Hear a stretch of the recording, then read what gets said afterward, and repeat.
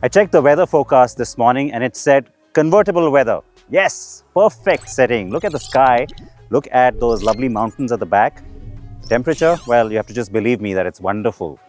That's where a convertible always absolutely fits the bill. And today I got lucky because we've got the new Mini Cooper S convertible. This is what you're waiting for. I think we're ready to ride.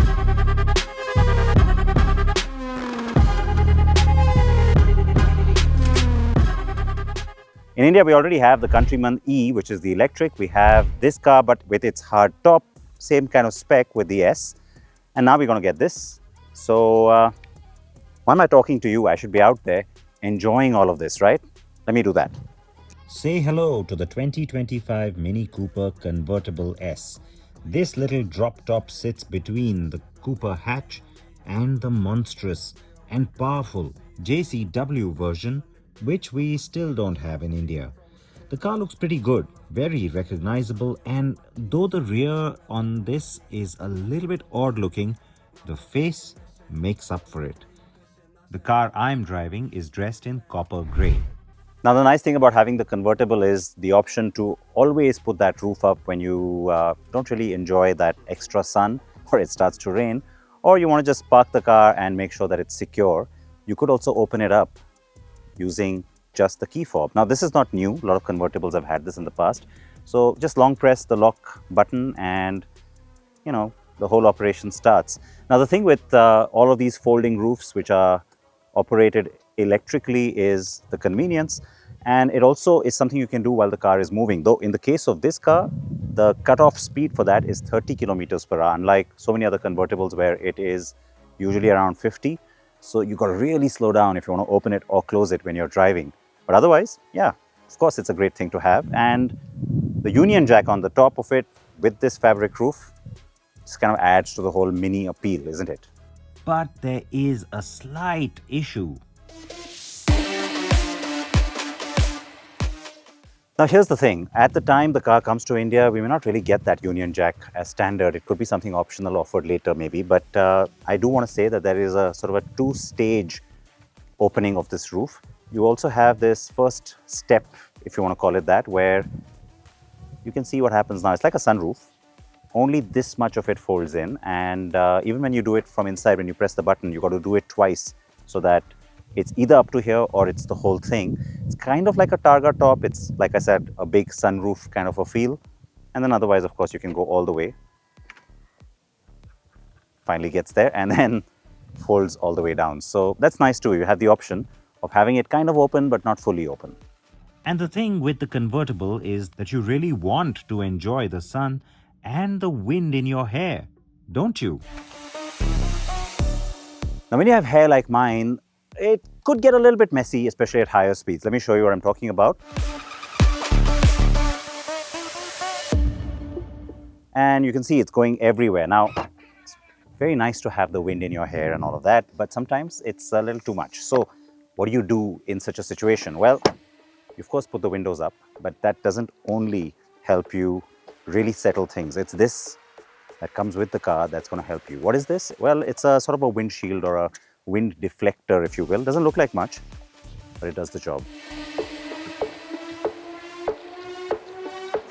Now, this can only work if you don't have your kids with you, of course, because it blocks out the entire back seat. And then you've just got this little section that goes up. Like I said, doesn't look like much, but it really then brings things under control. You still enjoy that sense of having a convertible, but you can hear the radio and you can hear each other speaking if there's someone with you, and just becomes a little bit more comfortable. So, of course, worth having. Putting that deflector in means bye-bye questionable back seat, of course. But at least installing it is super easy.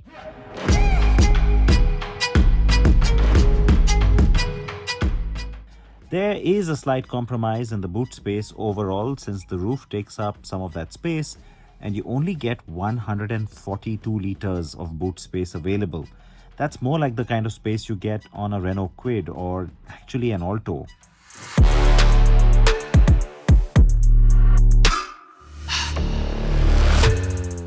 Okay, so there's some compromise in practicality. But how does it drive?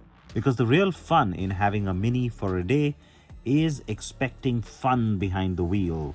And under that hood, you've got a turbocharged 2-liter inline 4 pumping out 201 horsepower. So with the S model, you're getting a proper upgrade over the base Cooper's 161 horses. So not a whole lot of difference then between this one and the hatch.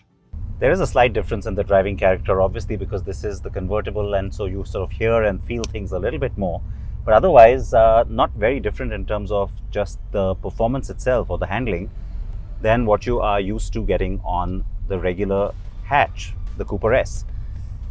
Specs are similar as well, and I have to tell you that the one thing I do feel is that over the years, as Minis have gotten kind of bigger, that very direct go-kart feel with each new car that comes out tends to just diminish a little bit. But the good news is it hasn't gone away, and it's certainly a character that the car manages to hold on to, especially when you put it into go-kart mode. The experiences, as they're called now, and we've seen that on the Countryman and on the hatch. You just change them with a little toggle here. It's nice, the toggles are all kind of mechanical feeling. And yes, you heard that. Let's hear it again. Lots of interesting sounds. Here we go, go-kart. Yeah, woohoo is right. Let's go.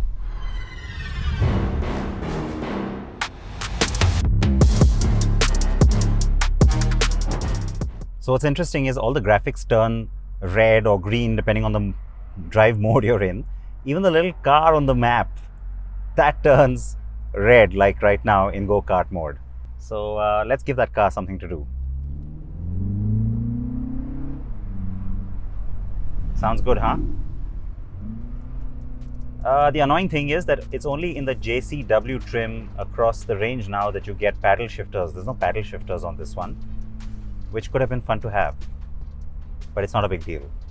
There's also no manual option here, folks, but the 7-speed Steptronic is so very smooth. 0 to 100 kilometers per hour is done in 6.9 seconds. The engine has a nice sound to it as well, and that's always nice in a car like this. Especially when the roof's down, you really want to be able to hear a little bit of that grunt. It also handles quite beautifully, and even though the steering takes some getting used to because it's kind of fat and chunky, it has a nice feel to it, and it goes around corners quite nicely too. So it's a proper Mini, all right. Oodles of fun to drive and gets the right attention. On the inside, it's going to get your attention as well. The round screen is pretty fabulous. It's a bit of a tech marvel. And then you've got this new dash with a fabric finish. Also works nicely. Ambient lighting and all the great graphics. The touch and feel of the car is like no other car, and that's a Mini brand thing. It's not so much about the convertible, but you'll certainly enjoy it. This is a good time to also tell you a little bit about the interiors. And yes, of course, I know you're already thinking it, that back seat is just for little kids at best. That's if you can really even call it a back seat. But let's be real, nobody buys a Mini Cooper S for rear seating. This is a car for you. Maybe one lucky passenger riding shotgun and your weekend bag, singular, not plural. If you need 4 proper seats, wait for the 5-door, or honestly, get the Countryman, or hey, a different car altogether. It does get a fair amount of safety with front and side airbags, 3-point seat belts, anti-lock brakes with brake force distribution, and ADAS.